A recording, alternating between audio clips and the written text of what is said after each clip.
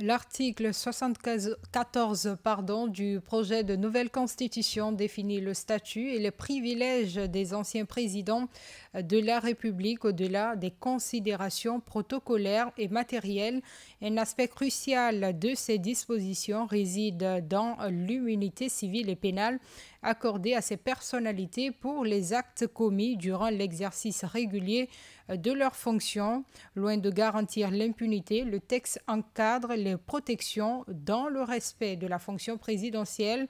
Cette semaine, l'honorable Éric Thiam, conseiller national et président de la commission de loi, est intervenu dans l'émission autour de la transition pour en expliquer les contours. On fait le point avec Daniel Tolno.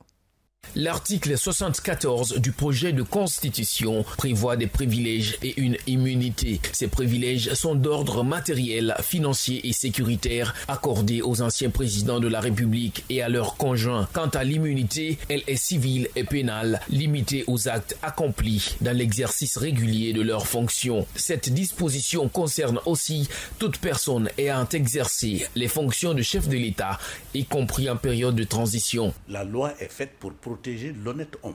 Si vous remarquez bien dans cette disposition, les anciens présidents de la République jouissent d'une immunité civile et pénale pour les actes accomplis dans l'exercice régulier,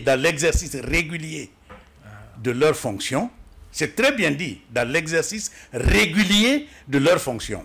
Lorsque nous revenons à la disposition sur le serment du président de la République, dans le serment, il jure de respecter et de faire respecter scrupuleusement la Constitution, les lois, les règlements et les décisions de justice. S'il ne les respecte pas, est-ce que c'est un aspect régulier de sa fonction?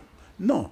Donc, quand on veut lire cette disposition, on commence par savoir ce qui est contenu dans le serment. Sur le même sujet qui défraie la chronique, le conseiller national, honorable Sayou Mara, s'est prononcé dans une tribune. Il a indiqué que, je cite, « les actes accomplis dans l'exercice régulier de leurs fonctions dont il est question dans l'article 74 du projet de constitution ne sont autres que des actes légitimes et conformes aux règles et procédures de la fonction présidentielle. Un ancien président de la République n'est point couvert par l'immunité si les actes posés par lui sont manifestement illégaux. » Fin de citation. Concernant les avantages matériels, la Constitution renvoie à une loi organique qui doit encore être votée. Cette loi précisera par exemple les ressources allouées, la sécurité prévue ou encore les modalités d'attribution aux conjoints.